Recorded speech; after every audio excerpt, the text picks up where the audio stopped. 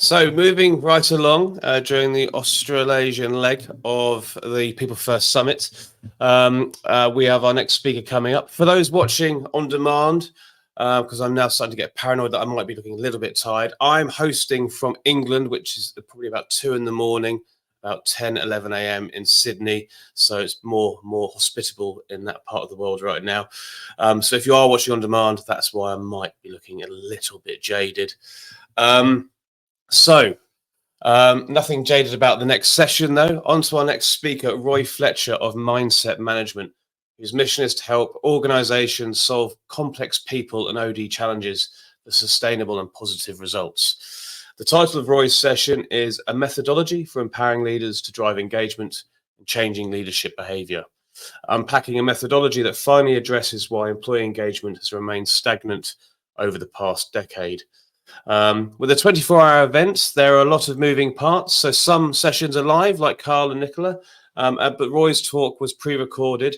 So here it is, and we hope you enjoy. Hi, I'm Roy Fletcher. I look after client and partner relations at Mindset.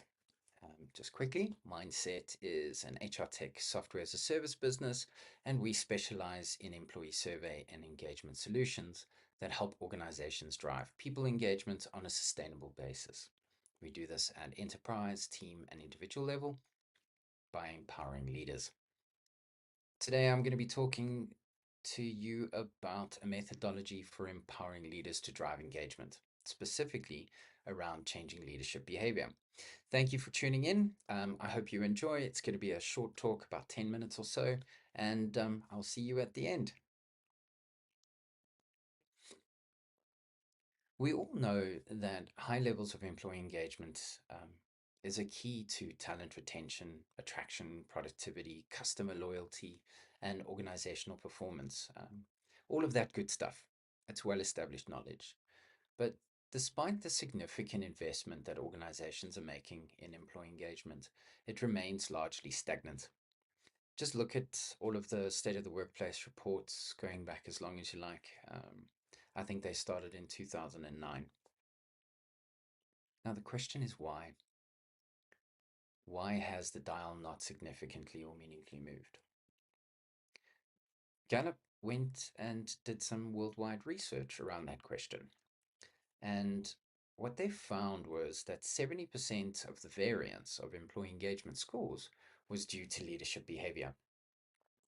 This means that direct managers and leaders are crucial drivers of engagement. Even in our own survey data at Mindset, we've seen that there's a 78% statistical correlation between the manager's relationship with their team and their team's engagement levels. So, really, the key to unlocking the promised business benefits of employee engagement is to help managers to meaningfully shift their behavior. And you can see in the snippet taken from the State of the Global Workplace report that was issued this year, the significant benefits of highly engaged business units and teams are evident.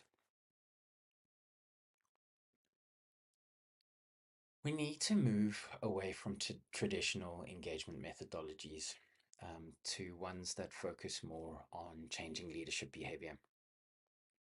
Why? Traditional engagement approaches have limitations. They're usually annual, they're centrally driven by HR and mandated from the top, and oftentimes they're not sufficiently tech enabled, so it's a cumbersome project and takes a long time to get the feedback, make sense of the data, package it, and then produce actionable feedback for the organization. The consequence of this is that there's limited actionability because the data tends not to be granular enough. What I mean by this is one team's challenge may be vastly different to another. So having data just at a business unit level might not be sufficiently detailed enough to be appropriate for one team within that division. So what happens is you get top-down action plans producing generalized interventions aimed at the majority, the top of the bell curve. This is usually because of capacity and resource limitations. It's understandable. but you must wait a year to see, or sometimes even two, to see if your action plans and interventions had the desired effect. And the consequence of that is you're a year down the line and you might have gone in completely the wrong direction, and your business obviously would have suffered. But more importantly, these methodologies have not focused on changing leadership behavior. Now, linking back to the research findings from Gallup, it would make sense to pursue methodologies that focus on that. So what stands out about these top performing organizations? Looking at the business benefits that were shown in that report, what are these businesses doing differently to everyone else? And what they've done is they've taken a more integrated approach to employee engagement. They've included it into their business strategies, which frees up resources and budget allocation, and all those good things when it's a strategically important activity and action within the business. So these businesses look at engagement from two perspectives. One, as an outcome. So how have we been doing? So how engaged or disengaged are we? Where in the business are we? And then as a practice. So how have we been applying what we've learned? What are we doing? How are we actioning the feedback that we've been given? In our own work at Mindset, we enable the two perspectives of employee engagement, and we decentralize the process and approach it holistically. What I mean by this is we approach it from multiple angles. From a top down, where the focus is on creating an engagement friendly work environment. From the bottom up is focused on employee experience and commitment, and then pulling it all together by empowering leaders with the leadership skills and insights required to drive engagement.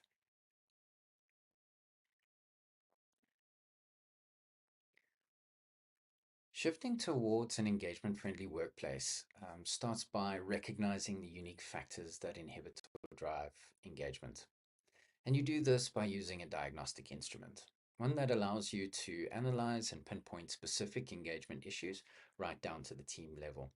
And hopefully it gives you data at organization, leadership, and team level. The purpose of this process, or the step in the process, is to develop the overall strategies for the business in response to the feedback that you've received from the organization. One of the things you do in this part of the approach is look at hygiene factors within the organization. Anything that would be an obstacle or a reason for an employee's dissatisfaction. Things like salaries, benefits, policies, and so on. Anything that would be a barrier to engagement. Looking at these elements are keys to creating an engagement-friendly work environment. Essentially, it's making sure that the work environment is conducive to further intervention. Next, we approach it from the bottom up. At this level, engagement focuses on the individual employee experience, emphasizing meaningful work, recognition, belonging, and opportunities for feedback. Engagement at this level is a shared responsibility, with individuals needing to actively choose engagement to improve their engagement levels. You can empower employees with agency by giving them direct, personalized, and anonymous feedback so that they can take ownership of their own engagement levels. This is even a tool for employees to use as a guide when talking to their direct managers, giving them the language to make employee engagement a talking point in the organization. The catalyst of this methodology are the leaders. You can think of it as the leverage that, if applied properly, pulls the entire methodology together, making each activity come to life as an organizational way of being. At a high level, these are the steps that leaders can take to meaningfully shape their behavior in order to drive engagement. So to get engagement, to get leadership throughout the business, to effectively drive engagement within their business units and with their teams, They have to be empowered with the necessary leadership skills and data-driven insights. First, they need to know what to do. Leaders are busy. They need focused and specific things to tackle for the most efficacy. No one likes to play a guessing game in the thick of work stress or project delivery. So give leaders team-level insights to inform their actions. These contextual insights and recommendations enable leaders to tailor their approach to team-specific needs, because to drive engagement, leaders must know what drives and inhibits engagement amongst their teams. And as I mentioned earlier, each team is different. Survey and pulse data in this context will help, but the data on its own won't tell the leader what to do or what to fix. So empowering leaders with contextual insights and data-driven recommendations, it will tell them exactly what to focus on and what to address. Trust me, they'll thank you. Next, we look at how to do it. Leaders don't change their behavior if they aren't made aware of what to change. You won't know what to fix if you don't know what to fix. So a 360-degree feedback process for leadership development is a useful tool. Giving leaders comprehensive feedback for improving leadership effectiveness and changing leadership behavior is a cornerstone of their development. Telling leaders what to do with insights is only the beginning. To be effective, we have to equip leaders with the leadership competencies necessary to take action to drive engagement. And finally, doing it. Telling leaders what to do with insights, teaching them how to do it with leadership techniques and 360s is all fair and well. But where the rubber hits the tarmac is where leaders change their behavior. And they must be empowered and guided to implement this in practice. Building good leadership practice and habits requires application. We use a guided mastery approach with interactive journeys to enable leaders to implement the insights that they've received from the organization and their teams. And we provide or facilitate the opportunities for them to practice those leadership techniques in a real-world setting. With this holistic and sustainable engagement approach, organizations can create the environment where leaders get to practice and entrench healthy leadership skills and habits, which are based on data-driven insights and recommendations. This provides leaders with everything they need to meaningfully shape and develop their leadership behavior in order to drive engagement sustainably. Thank you for listening. If you have any thoughts or questions on the topic, please do reach out. I'd love to hear from you. My details are down below. Thank you for listening.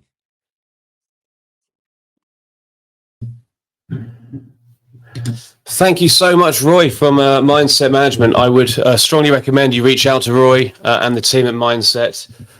They really know what they're talking about, and thank you for taking us through that model.